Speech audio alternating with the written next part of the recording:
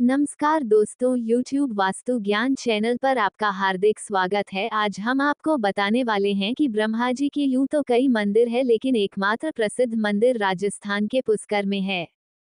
शैव और शाक्त आगम संप्रदायों की तरह ही ब्रह्मा जी की उपासना का भी एक विशिष्ट संप्रदाय है, जो वैखानस संप्रदाय के नाम से प्रसिद्ध है। माधव संप्रदाय के आदि आचार्य भगवान ब्रह्मा ही माने जाते हैं। इसलिए उडुपी आदि मुख्य मध्वपीठों में इनकी पूजा आराधना की विशेष परंपरा है।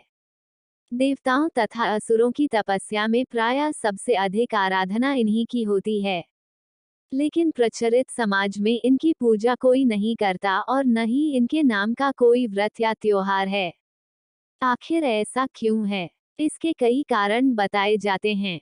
इनमें से प्रमुख 3 कारण जानिए। पहला कारण, पुष्कर में ब्रह्मा जी को एक यज्ञ करना था और उस वक्त उनकी पत्नी सावित्री उनके साथ नहीं थी। उनकी पत्नी सावित्री वक्त पर यज्ञ स्थल पर नहीं पहुंच पाईं। यज्ञ का समय निकल रहा था, लिहाजा ब्रह्मा जी ने एक स्थानीय ग्वाल बाला गायत्री से शादी कर ली और यज्ञ में बैठ गए। जाट इतिहास अनुसार यह गायत्री देवी राजस्थान के पुष्कर की रहने वाली थी, जो वेद ज्ञान में पारंगत होने के कारण विख्यात थी और जाट ही थी। सावित्री थोड़ी देर से पहुंची, लेकिन यज्ञ में अपनी जगह पर किसी और औरत को देखकर गुस्से से पागल हो गईं। उन्होंने ब्रह्मा जी को शाप दिया कि जाओ, इस पृथ्वी लोक में तुम्हारी कहीं पूजा नहीं होगी। सावित्री के इस रूप को देखकर सभी देवता लोग डर गए। उन्होंने उनसे विनती की कि अपना शाप वापस ले लीजिए। जब गुस्सा ठंडा हुआ तो सावित्री ने कहा कि इस धरती पर सिर्फ पुष्कर में आपकी पूजा होगी। कोई भी दूसरा आपका मंदिर बनाएगा तो उसका विनाश हो जाएगा। ब्रह्मा जी ने पुष्कर झील किनारे कार्तिक शुक्ल एकादशी से पूर्णमासी तक यज्ञ किया था, जिसकी स्मृति में अनादिकाल से यहाँ कार्तिक मेला लगता आ रहा है। यहाँ विश्व में ब्रह्मा जी का एकमात्र प्राचीन मंदिर है। मंदिर के पीछे रत्नागिरी पहाड़ पर जमीन तल से 2369 फुट की ऊंचाई पर ब्रह्मा जी की प्रथम पत्नी सावित्री का मंदिर है। झील की उत्पत्ति के बारे में किंवदंती है कि ब्रह्मा जी के हाथ से यहीं पर कमल पुष्प गिरने से जल प्रस्फुटित हुआ, जिससे इस झील का उद्भव हुआ। राजस्थान में अजमेर शहर से 14 किलोमीटर दूर पुष्कर झील है। पुष्कर के उद्भव का वर्णन पद्म पुराण में मिलता है। दूसरा कारण, प्रमुख देवता होने पर भी इनकी पूजा बहुत कम होती है। दूसरा कारण ये कि ब्रह्मांड की थाह लेने के लिए जब भगवान शिव ने विष्णु और ब्रह्मा को भेजा तो ब्रह्मा ने वापस लौटकर शिव से असत्य वचन कहा था। तीसरा कारण, जगत पिता ब्रह्मा जी की काया कांतिमय और मनमोहक थी।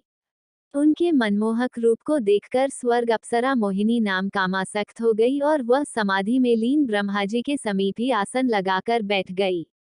जब ब्रह्मा जी की तांद्रा टूटी तो उन्होंने मोहिनी से पूछा, देवी, आप स्वर्ग का त्याग कर मेरे समीप क्यों बैठी हैं? मोहिनी ने कहा, हे ब्रह्मदेवा, मेरा तन और मन आपके प्रति प्रेममत हो रहा है। कृपया आप मेरा प्रेम स्वीकार करें। ब्रह्म जी मोहिनी के काम भाव को दूर करने के लिए उसे नीतिपूर्ण ज्ञान देने लगे, लेकिन मोहिनी ब्रह्मा जी को अपनी ओर आसक्त करने के लिए कामुक अदाओं से रिझाने लगी। ब्रह्मा जी उसके मोहपाश से बचने के लिए अपने इष्ट श्रीहरि को याद करने लगे। उसी समय सप्तऋषियों का ब्रह्मलोक में आगमन हुआ। सप्तऋषियों ने ब्रह्मा जी के समीप मोहिनी को देखकर उनसे पूछा, ये रूपवती अप्सरा आपके साथ क्यों बैठी है? ब्रह्मा जी बोले, यह अप्सरा नृत्य करते करते थक गई थी, विश्राम करने के लिए पुत्री भाव से मेरे समीप बैठी है। सप्तऋषियों ने अपने योग बल से ब्रह्मा जी की मिथ्या भाषा को जान लिया और मुस्कुराकर वहां से प्रस्थान कर गए। ब्रह्मा जी के अपने प्रति ऐसे वचन सुनकर मोहिनी को बहुत गुस्सा आया। मोहिनी बोली, मैं आपसे अपनी काम इच्छाओं की पूर्ति चाहती थी और आपने मुझे पुत्री का दर्जा दिया। अपने मन पर संयम होने का बड़ा घमंड है आपको, तभी आपने मेरे प्रेम को ठुकराया। यदि मैं सच्चे हृदय से आपसे प्रेम करती हूँ तो जगत में आपको पूजा नहीं जाएगा।